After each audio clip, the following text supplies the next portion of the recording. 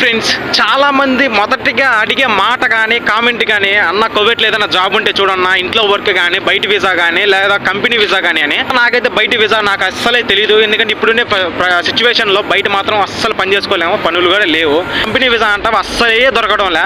ఇంకుండేది ఇంట్లో వీసా, డ్రైవర్కి, కద్దామాకి, లేడీస్కి, జెంట్స్కి ఇద్దరికి ఉన్నాయి.